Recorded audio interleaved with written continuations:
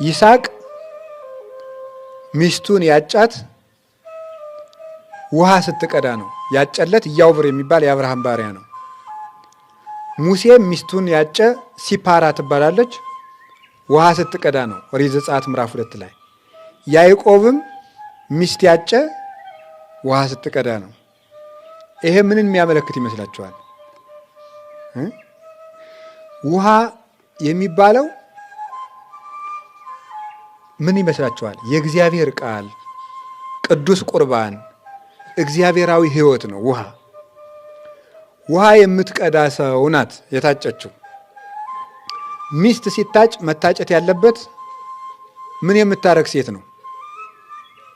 ቃለ እግዚአብሔር የምትቀዳ ሴት ነው የምትታጨው ማለት ነው።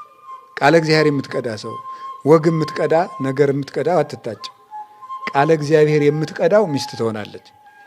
ሕይወት ስትቀዳ የምትገኝ ጥም የሚቆርጥ ነገር የምትቀዳ ጆሮዎቿ፣ እጆቿ፣ እግሮቿ፣ መላ ሰውነቷ ሁሉ የነፍስ ጥም የሚቆርጥ ነገር የሚቀዳ ነፍስ ያላት እሷን የምትታጭ። የመጀመሪያ ለማግባት መስፈርት ይሄ ነው። ውሃ ትቀዳለች ወይ ነው። ቃለ እግዚአብሔር ትወዳለች ወይ? ከቤተ ክርስቲያን ውሃ መቅዳት በረከት መቀበል፣ አስቀድሶ መመለስ፣ ኪዳን አድርሶ መመለስ፣ መቁረብ፣ ከእግዚአብሔር ጋር መኖር። ውሃ አላት ወይ? ያ ውሃ ክርስቶስ ነው። ክርስቶስ በሕይወቷ ውስጥ አለ ወይ? እንዲህ ያለች ሰው ነው የምትታጨው። ቃለ እግዚአብሔር ስትቀዳ ነው ወይ የተገኘችው? እንዲህ ያለችውን ነፍስ ሴት ማጨት ይገባል። ሁለተኛ ሚስት የሚታጨው ከጉድጓዱ ነው። ምን ማለት ይመስላችኋል? ያ ውሃ ምንድን ነው ብለናል? ጥምቀት ነው። ሚስት ለማጨት ትዳር ለመመስረት ሃይማኖት የማይቀረውና ምርጫ የሌለው መስፈርት ነው። የተጠመቀች ናት ወይ? ለወንዱም እንደዚሁ የተጠመቀ ነው ወይ? ውሃ የምትቀዳው ናት። ያ ውሃ ጥምቀት ነው። የተጠመቀ መሆን። የተለያየ ሃይማኖት ያላቸው ሰዎች በአንድ ላይ በትዳር መኖር አይችሉም። ቅዱስ ጳውሎስ ቆሮንቶስ መልእክቱ ላይ ያላገባ ሚስት ወይም ያላገባች ሚስት ቢኖሩ አይፋቱ ይላል። ይሄ ምን ማለት ነው? በዚያ ጊዜ አዲስ ተሰባኪዎች ስለሆኑ ወንዱ ያምንና ሴቲቱ አላምንም ትላለች። ሴቲቱ ታምንና ወንዱ አላምንም ይላል። ስለዚህ ቆይ ስለሚሳቡ አትፋቱ፣ ቀስ ጠብቋቸው፣ ይቀበሉት ጠብቋቸው። ባል በሚስት ይቀደሳል፣ ሚስት በባል ይቀደሳል ያለው ወደ እሷ እምነት መጥቶ ይድናል፣ ወደ እሱ እምነት መታ ትድናለች ለማለት ነው እንጂ አንዱ እምነት የሌለው አንዱ እምነት ያለው ሆኖ ትዳር መመስረት ይቻላል ለማለት አይደለም። ስለዚህ ውሃውን መቅዳት ለዚያች ነፍስ መስፈርቷ ነው። ይሄ ነው የሚደረገው። ሌላው ያዕቆብ ሚስት ያጨ ከጉድጓዱ ነው። ሚስት የምትታጨው ቤተ ክርስቲያናዊት ሆና ስትገኝ ነው። ሚስት ለመሆን አንድ ሰው ቤተ ክርስቲያን ትገኛለች። የት ነው ያገኛችኋት ነው? ንገሯቸው። ለዚህ እናንተ እንኳን ትልልቆቹ ያገባችሁት ለሌሎች ትመክሯቸዋላችሁ። ወይም ደግሞ አሁን ትሆናላችሁ። ሚስቶችም አሁን እንዲህ ያለ ሚስት መሆን ነው፣ ወንዶችም አሁን እንዲህ ያለ ባል መሆን ነው። ባላችሁበት ቤተ ክርስቲያን ነው መገኘት ያለባት። ቤተ ክርስቲያን የተገኘችው ትታጫለች። ሜዳ ላይ የተገኘችው ሜዳ ላይ ነው የምታስቀረው። ቤተ ክርስቲያን የተገኘችው ግን ቤተ ክርስቲያን ታደርሳለች። ቤተ ክርስቲያን የተገኘ ሁሉ ግን ጻድቅ ነው ማለት ደግሞ አይደለም። ቤተ ክርስቲያን እንደ ኖህ መርከብ ናት አይደል የሚባለው? የኖህ መርከብ ውስጥ ምን አለ? የሚበላ እንስሳም አለ፣ ከዛስ የሚባላም አለ። በሬ ላም አለ የሚባላስ ጅብም ነበር፣ ነብርም አለ፣ አሳማም አለ። የሚበላም የሚባላም አለ። ቤተ ክርስቲያን የኖህ መርከብ ናት። ስለዚህ ውስጥ ሕይወታቸውን መብል መጠጥ አድርገው የሚኖሩ ቅዱሳን አሉ። እዚች ቤተ ክርስቲያን ሰውን እንደ ተኩላ እየነጠቁ የሚበሉም አሉ። አውሬም አለ፣ እንስሳም አለ። ቤተ ክርስቲያን የኖህ መርከብ ናት። ስለዚህ ተጠንቅቆ መምረጥ የራስ ድርሻ ነው። እንዴ ቤተ ክርስቲያን መታችሁ ውጩ ተባልኩ፣ ቤተ ክርስቲያን አጫዋት፣ ቤተ ክርስቲያን አጫወት፣ አውሬ ሆነብኝ፣ አውሬ ሆነችብኝ። ቤተ ክርስቲያን ስለሆነ ወፍጮ ቤት ስለገባ በራሱ የሚፈጭ እህል አለ? በራሱ ዱቄት የሚሆን እህል አለ? የለም። ቤተክርስቲያኑ ስለገባ በራሱ የሚስተካከል በራሱ እዚህ ውስጥ መግባቱ። አንድ ሰው ትምህርት ቤት ቁጭ ብሎ ስለዋለ ሊቁ ነው የሚወጣ ሰው የለም፣ ስለተማረ ነው። ቤተክርስቲያንም እንደዚሁ ናት።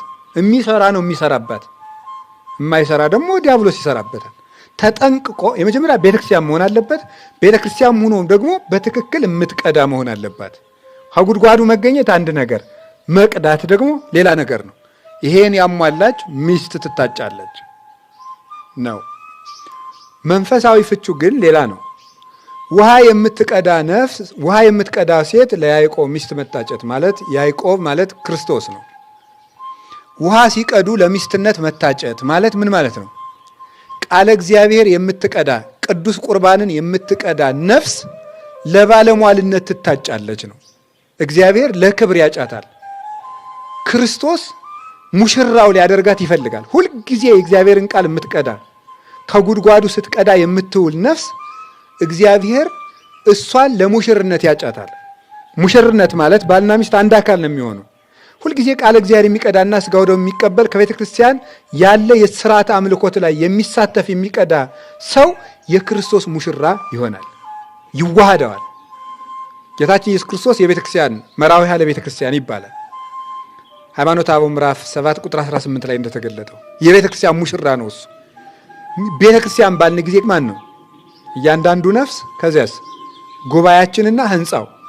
የቤተ ክርስቲያን ሙሽራ ማለት የእያንዳንዱ ክርስቲያን ሙሽራው ክርስቶስ ነው። ሙሽራና ሙሽሪት አንድ አካል እንደሚሆኑ ክርስቶስና የክርስቲያን ነፍስ ተዋህደው አንዱ ነው የሚኖሩ። ስለዚህ ለማደሪያነት የሚፈልገው ነፍስ ምን አይነት ነው? ክርስቶስ ሲባል ውሃ ሲቀዳ የተገኘ ከጉድጓዱ የተገኘ ነው። ከጉድጓዱ የተገኘ እሱን ክርስቶስ ያጨዋል። ሲቀዳ የተገኘን ክርስቶስ ለሹመት ያጨዋል፣ ለክብር ያጨዋል፣ ለባለሟልነት ያጨዋል፣ ለትልቅ ነገር ያጨዋል። ለትልቅ ነገር መታጨት ከፈልጋችሁ ሁልጊዜ ጉድጓዱ ዳር ቁጭ በሉ፣ ውሃም ቅዱ። ያዕቆብ ይመጣና ያጫችኋል። ያ ያዕቆብ ክርስቶስ ነው። ጉድጓዱም ቤተክርስቲያን ናት። ውሃውም የእግዚአብሔር ቃልና ቅዱስ ቁርባን ነው። ከዛ አላችሁ አይደል? እምትድን ነፍስ ደግሞ ይኸው ደግሞ መታጨት ሙሽርነት ነው። ለሰማይ ነፍስ ለሰማይ ድነት የምትበቃው ከጉድጓዱ ድህነት ቤተ ክርስቲያናዊ ነው ብያችሁ ነበር። ቤተ ክርስቲያን ውስጥ የምትገኝ ነፍስ ናት። ያዕቆብ የሚያጫት የራሱ የሚያረጋት ማለት ከአጋንንትነት አውጥቶ የራሱ አድርጎ የሚያድናት ከሲኦል የሚለያት ነፍስ ቃለ እግዚአብሔር ቅዱስ ቁርባን የምትቀዳና ከጉድጓዱ የማትጣጣ ነፍስ ትድናለች። ይገርማችኋል። የዛሬው ወንጌል የዮሐንስ ወንጌል ምዕራፍ 4 ቁጥር 1 ነው የሚነበበው። ምንድነው እዚህ ውስጥ የምታገኙት? ጌታችን ኢየሱስ ክርስቶስ ቀትር በሆነ ጊዜ ከውሃ ዳር ተቀመጠ። ከዚያስ አንዲት ሴት ውሃ ልትቀዳ መጣች። ያው በትክክል ራሱ ያዕቆብ መጣ ማለት ነው። ራሱ ያዕቆብ መጣ። ያ ያዕቆብ ማን ነው ነበር ያልነው? ክርስቶስ ነው።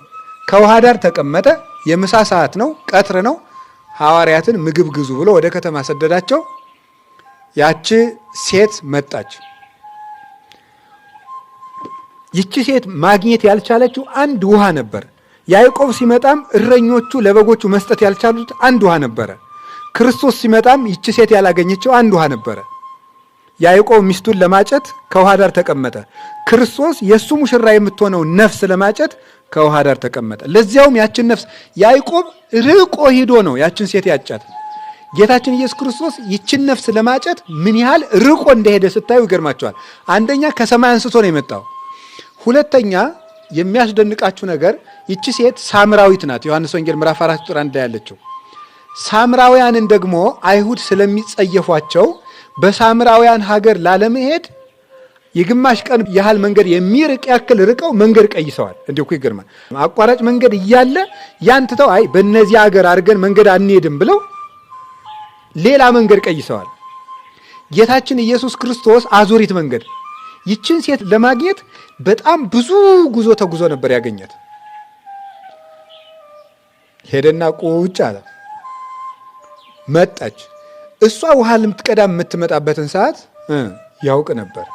ምክንያቱም በእስራኤል ውሃ የሚቀዳው መቼ ነው? ማለዳ ነው የሚቀዳው። በእኛ ሀገርም ውሃ የሚቀዳው ማለዳ ነው አይደል? ታውቃላችሁ። ማለዳ ነው የሚቀዱት ጠንካራ ሴቶች ማለት ነው። በገጠር ያሉት ሌት ነው እንደው በቃ ወፎቹ ሳይንጫጩ ነው ቀርቶ የሚመጡ እና ጠዋት ነው የሚቀዳ። ይቺ ሰው ግን በቀትር የመጣችበት ዋና ምክንያት ምን መሰላችሁ? ባል ስታገባ ይሞትባታል እና ይቺ ነፍሰ በላ አውሬ እያሉ ይሰድዋታል። ወንድ ስታገባ የምትገድል ይቺ ብለው አስማንዲዮስ የሚባል ጋኔን አለ ይላሉ አባቶቻችን። እሱ ስታገባ እየገደለባት ነው እና ደግሞ ባል የላትም ላለመባል ብላ እንደ ወንድ የላትም ባል የላትም እንዳልባል እኔ ጋር ከሆንክ ትሞታለህ፣ በሩቁ ተቀመጥና ቀለብ እየሰፈርኩልህ እንዲሁ ባሏ ተባል ብላ አንድ ሰው አስቀምጣ ነበር። በሕይወቷ ሐዘንተኛ ደስታ የሌላት ሴት ናት። አሁን ያን ገመናዋን ስታወራ ከጌታ ጋር ስትነጋገር ሐዋርያት እንዳይሰሙ ደግሞ ሐዋርያትን ምን ግዙ ብሎ ሰዷቸዋል? ምሳ ግዙ ብሎ ወደ ከተማ ሰዷቸዋል ማለት ነው። እንዳታፍር ደግሞ ሴቶች በሌሉበት ብቻዋን ለራሷ በሚመቻት ሰዓት ነው የጠበቃት። ይሄ ምንድነው ያስረዳን? ለሰዎች ሁል ጊዜ ለብቻቸው ልንሰጣቸው ይገባል። ሰው በጠባዩ አያችሁ፣ ሰው በጠባዩ ከሰው መሃል ሲመክሩት እልከኛ ነው። ሰባራ ስትሉት ሰንጣራ ነው የሚል አይሰማም። ብቻውን መሆን አለበት። አስተያየት ሲሰጥ ለሰው ብቻውን ከሆነ ይሰማል። ከሰው መሃል ከሆነ እንዴ ቢሆንስ ምን ይላል አየንም የሚለው ብቻውን እግዚአብሔር ይስጥልኝ ያቆይልኝ መካሪ ያሳጠኝ ያለውን ርዕስ ሰው መሃል ስትነግሱት ግን አገር አይበቃውም። የሰው ልጅ በጣም ምስኪን መሆኑንና የሚያሳዝነኝ ከሆነበት ጠባዩ መካከል ክብር ፈላጊነቱ እንኳን እያለው የሌለውን ክብር ሁሉ ነው እኮ ምንም ያልተማረው ሰውዬ አሁን ሊቅ ነህ ብንለው ደስታው ነው የሚሞተው፣ ፍንቅልን የሚያደርገው እንዲሁ ምን አይነት በሽታ እንደሆነ ይገርመኛል። እንዲሁ እና መቼስ ጌታ እዚህ ላይ ያስተማረ ምንድን ነው? ክብርን መጠበቅ ነው። ሰው ክብር ባይኖረው ራሱ ክብር ልንሰጠው ይገባናል። ከዚያ በኋላ ጠበቃት። ደግሞ ጌታ እንዴት አድርጎ እንደሚጠይቅ ልብ ብላችሁ ስሙት። አንቺ ባልዬ አገባሽ ይሞትብሻል አይደል ቢላትሳ ተሰማዋለች? አሰሙን የታወቀኝ መጀመሪያ እንዴ ትል ነበር ማለት ነው። እንተዋወቃለን እንዴ በከተማ አነጋገር ትለው ነበረ። ቀስ አድርጎ ምንድነው ያለ? ሰውን መጀመሪያ ከድክመቱ ጀምረን ከወቀስ ነው አስተያየት አይቀበልም። መጀመሪያም እንደሚደረገው ሌላ ነገር ነው የሚባለው። የሚችለውን ነገር ነው። አንተ እንዲህ ትችላለህ ነው። ከጥንካሬ ነው የሚጀመረው። ከዛ ምንድነው ያለ? ምንድነው ያላት? ውሃ ስጭኝ ነው ያለ። የነገር መነሻ እኮ ነው። ውሃ መጠጣት ፈልጓል። ውሃ ስጭኝ አለ። አይ እንዴት ብሎ ውሃ ትለምናለህ? አንተ አይሁዳዊ፣ እኔ ደግሞ አጠማጠሙን አይታ ይላሉ ሊቃውንቱ። እኔ ደግሞ ሳምራዊ። ሳምራውያንና አይሁዳውያን ደግሞ አይተባበሩ። እንዴት ውሃ ትለምናለህ አለችው። አይ እኔ ሳምራዊ አይሁዳዊ ምናምን አትበይ፣ እኔ የሁሉም ፈጣሪ ነኝ። አሁን ሳበዛሽው አላለም።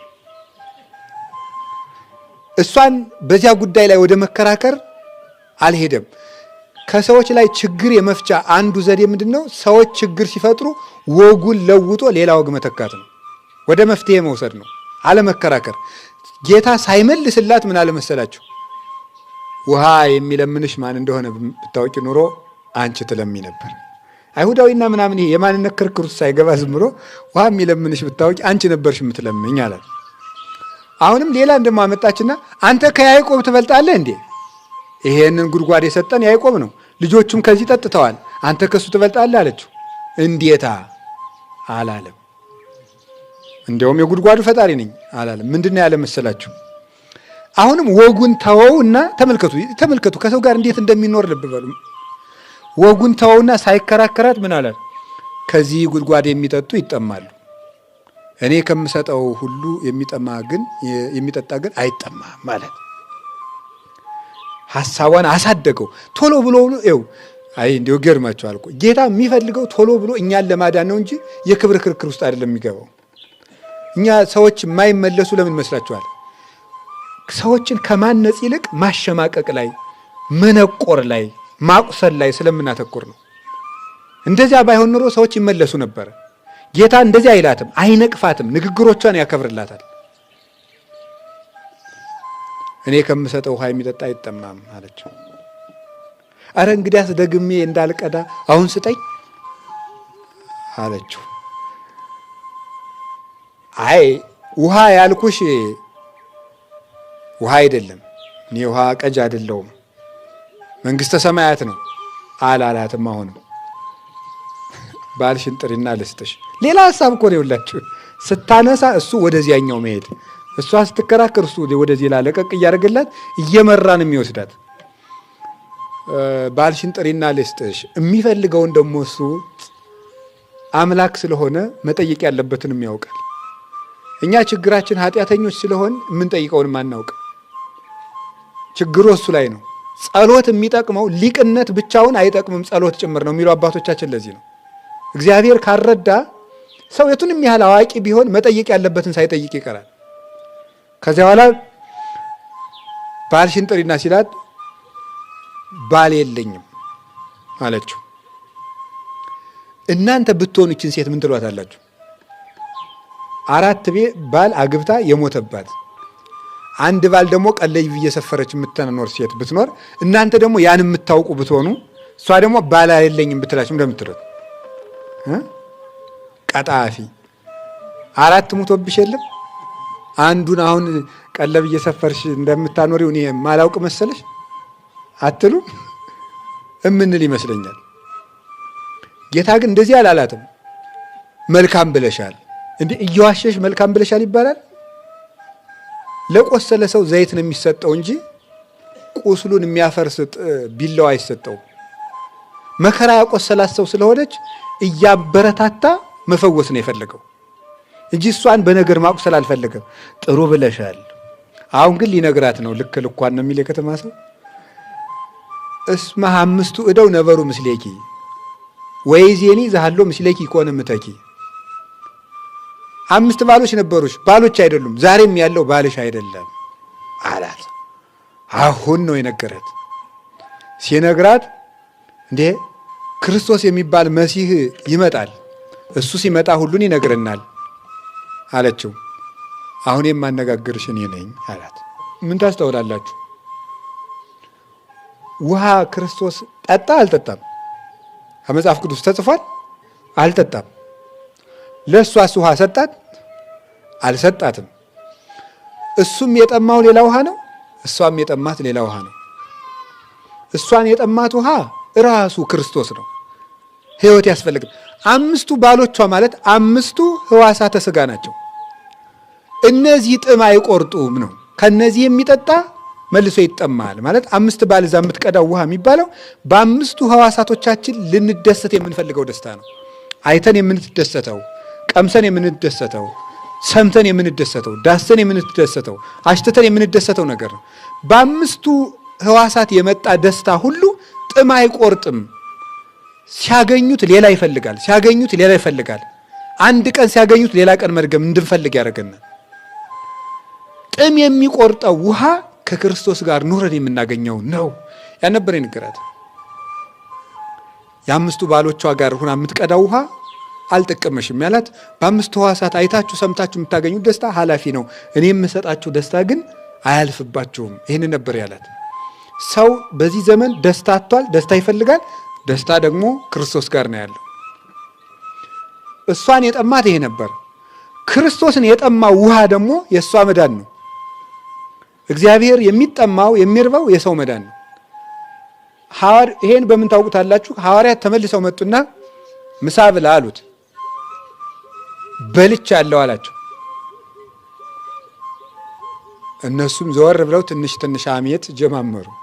ሌላ ሰው አምጥቶለት ነው ወሚመዛቲ በሲት ነውስ ይቺ ሴት አምጥታለት ነው የበላ ብለው አሙት ይላል። አሁን የኔ ደቀ መዛሙርትም እኔን ያሙኝ ይሆናል አላውቅም፣ ግን አያሙኝም። ደቀ መዝሙርና መምህር እንደዚህ ይተማማል ነው። ሐዋርያትም አምተው ስለነበር ችግር የለውም፣ ጥሩ ነው። ሐዋርያትም አምተዋልና አሙት ጌታን። አይ ያቺ ሴት አምጥታለት ነው እንጂ እንግዲያ ምን በልቶ ነው አሉ። ከዛ ጌታ ምን ይላል? መብሌ የሰገ እናንተ የማታውቁት ምግብ አለ ብሏቸው እኮ ነው ችግሩ። ሌላ ሰው አምጥቶለት ነው። አይ ያቺ ሴት ናት ተባባሉ። በውስጣቸው ኋላ ጌታ ግን አላቸው መብሌ የሰገቢረ ፈቃዱ ላወ የኔ ምግብ የአባቴን ፈቃድ መፈጸም ነው አለ። የአባቱ ፈቃድ ማለት ሰው እንዲድን ማድረግ ነው። የክርስቶስ ውሃ ጥም ምንድን ነው ካላችሁኝ፣ የአንድ ሰው መዳን ነው። የአንድ ሰው መዳን የእግዚአብሔር ውሃ ጥም ተብሎ ይነገራል። ያ ማለት ምን ማለት መስላችሁ? ይኸው አባ ጊዮርጊስ ድንቅ ገለጸው። በከመ ይጎጉ ጽሙ ለሰትየ ማይ ከማሁ ይጎጉ ክርስቶስ ለምሕረት ወለሳይል። የተጠማ ሰው ውሃ ሊጠጣ እንደሚቸኩለው ክርስቶስ ሰውን ለመማር እንዲህ ብሎ ይቸኩላል ይላል። እግዚአብሔር እኛን ለመማር የሚፈጥንበት ፍጥነትና ፍላጎት በሐሩረ ፀሐይ ተጠምቶ የዋለ ሰው ውሃ ሊጎነጭ በሚቸኩልበት ፍላጎትና መሻትና ፍጥነት እግዚአብሔር ሰውን ምሕረት ለማድረግ እንዲህ አድርጎ ፈጥኖ ይፈልገናል ማለት ነው።